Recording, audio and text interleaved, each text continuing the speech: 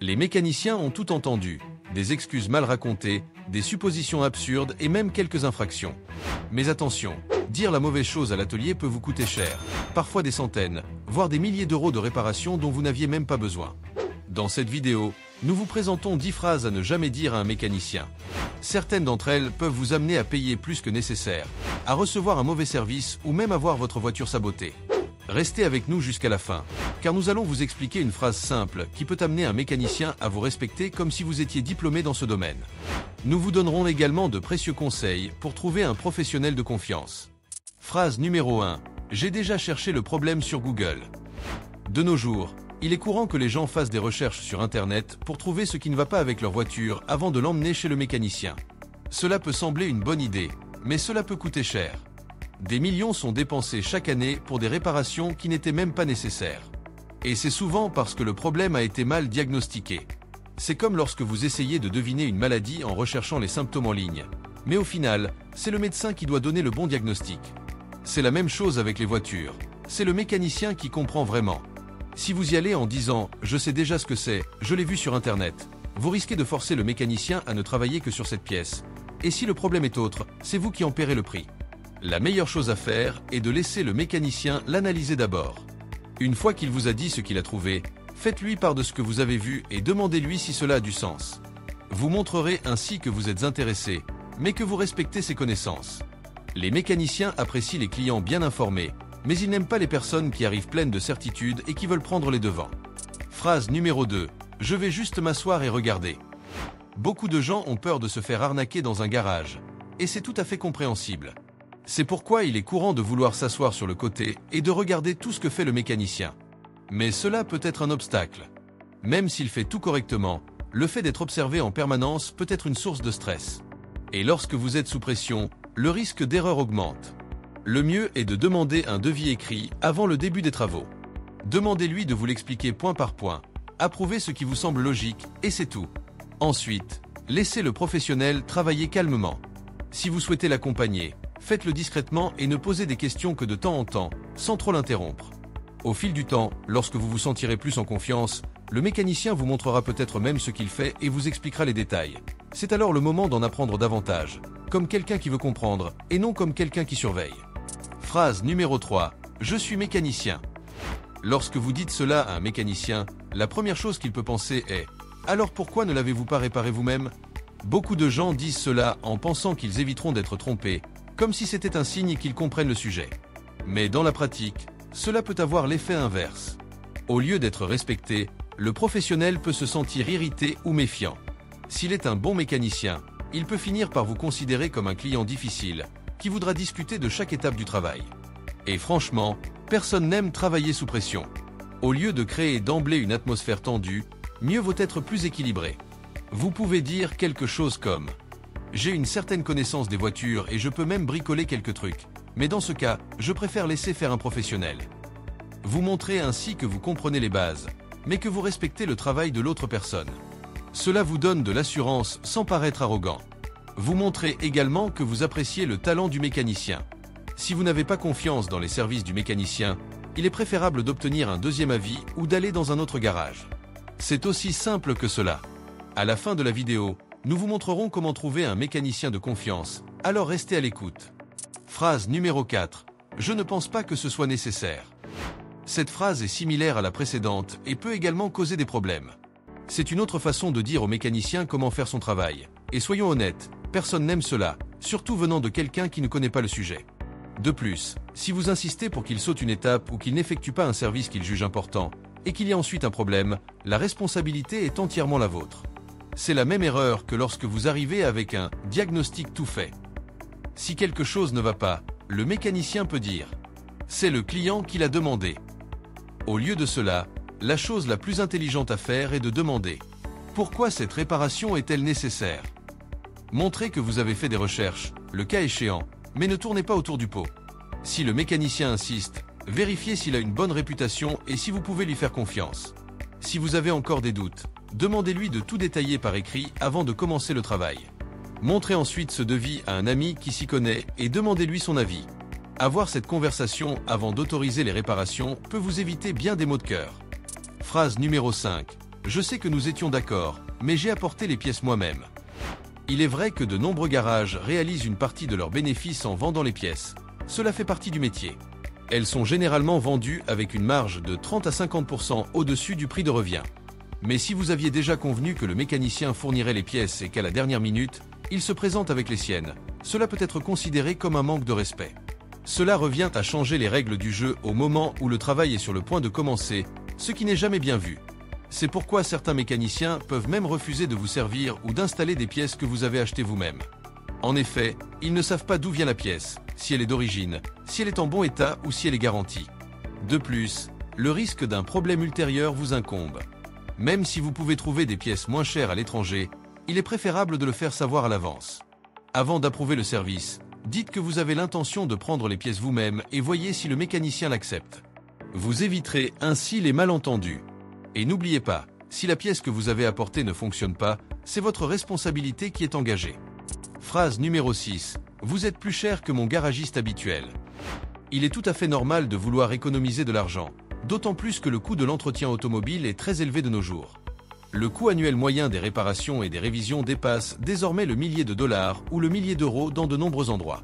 Mais essayez de faire pression sur le mécanicien en lui disant que quelqu'un d'autre pratique des tarifs moins élevés ne résout généralement rien. Au contraire, cela peut ressembler à une accusation de surfacturation ou de mauvaise foi. Le professionnel peut même vous dire « Alors, retournez chez lui ».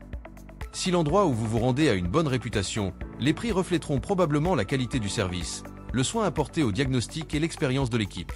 Les ateliers plus chers ont tendance à résoudre le problème plus rapidement, ce qui, au bout du compte, peut même vous faire dépenser moins. Au lieu de comparer et de critiquer, soyez honnête. Dites-leur que votre budget est serré et demandez-leur s'il est possible de faire moins cher. Le respect ouvre généralement plus de portes que la confrontation. Phrase numéro 7. Ne cachez pas la vérité. Il arrive que vous fassiez une erreur avec votre voiture, vous mettez la mauvaise huile, vous oubliez de changer quelque chose ou vous faites une bêtise en essayant de la réparer vous-même. Au moment de l'emmener chez le garagiste, vous avez envie de le cacher.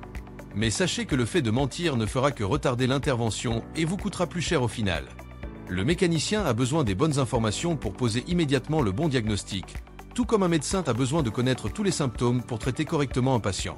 Si vous omettez un élément important, le technicien peut passer des heures à essayer de trouver ce qui ne va pas, et son temps coûte de l'argent. Pour vous donner une idée, dans de nombreux endroits, le coût de la main-d'œuvre est supérieur à 70 $ ou 65 € par heure.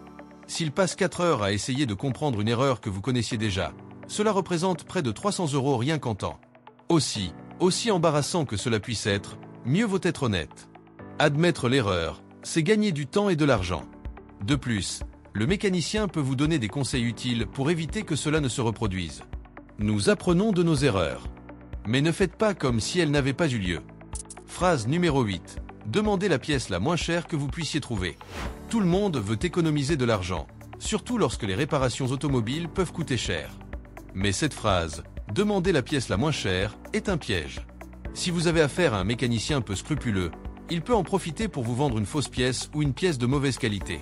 Ces pièces parallèles coûtent parfois jusqu'à 70% de moins que les originales. Mais il y a une raison à cela. Elles sont fabriquées à partir de matériaux de mauvaise qualité, qui se cassent facilement et mettent votre sécurité en danger. Malheureusement, les pièces contrefaites sont liées à de nombreux accidents graves. On estime que jusqu'à la moitié des accidents mortels de la circulation impliquent dans certains cas des composants de mauvaise qualité. Ainsi, au lieu de dire que vous voulez la pièce la moins chère, dites que vous voulez rechercher les prix et les comparer calmement. Si possible, achetez vous-même une pièce d'origine et donnez-la au mécanicien. C'est beaucoup plus sûr que de faire confiance à une option douteuse juste pour économiser de l'argent. Un bon professionnel comprendra votre souci du coût et pourra même vous proposer une pièce plus abordable mais toujours sûre, telle qu'une pièce OES, de qualité similaire à la pièce d'origine. En fin de compte, c'est votre voiture et votre vie qui sont en jeu. Choisissez vos mots avec soin, et vos pièces aussi. Phrase numéro 9. Je ne connais rien aux voitures. Cela peut sembler anodin, mais si vous avez affaire à un mécanicien malhonnête, c'est comme si vous ouvriez votre portefeuille et que vous le lui tendiez. En supposant que vous ne comprenez rien, vous donnez au professionnel la liberté totale de faire, ou de facturer, ce qu'il veut. Et le pire, c'est qu'il respecte la loi. Il peut vous proposer un grand nombre de services inutiles, sans que vous vous en rendiez compte. Même un mécanicien honnête, en entendant cela, se sentira obligé de réviser toute la voiture, ce qui prend plus de temps et bien sûr, peut révéler des problèmes qui n'étaient même pas urgents. Au lieu de dire que vous ne savez rien, mieux vaut donc être précis. Expliquez ce qui se passe. Si la voiture tombe en panne, si elle fait des bruits bizarres ou si elle cale lorsqu'elle roule à une certaine vitesse. Utilisez vos propres mots, sans vous soucier des termes techniques. Cela permet aux mécaniciens de se concentrer sur le vrai problème et vous évite de payer pour des réparations dont vous n'aviez pas besoin. Phrase numéro 10. J'ai besoin de récupérer ma voiture aujourd'hui. Nous savons qu'il est très pénible de se retrouver sans voiture. Mais exiger du mécanicien qu'il termine son travail le jour même peut poser deux problèmes. Tout d'abord, il risque de vous facturer plus cher pour ce service urgent. Deuxièmement, et pire encore, il risque de manquer de temps, de faire un travail à la va-vite et d'oublier quelque chose d'important. Il ne s'agit pas d'une exagération. Des études montrent qu'environ 11% des véhicules retournent au garage après la première réparation. Et lorsque la réparation est plus coûteuse, plus de 1000 $ ou 1000 €, ce chiffre passe à 26%. En d'autres termes, une réparation effectuée à la hâte se transforme souvent en casse-tête par la suite. Au lieu de mettre la pression, essayez une autre approche. Créez une bonne relation avec le mécanicien. Demandez-lui s'il est possible d'accélérer les choses sans compromettre la qualité et voyez s'il existe des alternatives viables.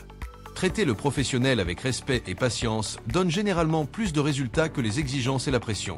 Au final, votre voiture revient en bon état et vous évitez de subir 2 fois plus de dégâts. Après tout cela, vous vous demandez peut-être « Que dois-je faire maintenant lorsque je dois emmener ma voiture au garage ?» La vérité est qu'il n'y a pas de formule magique.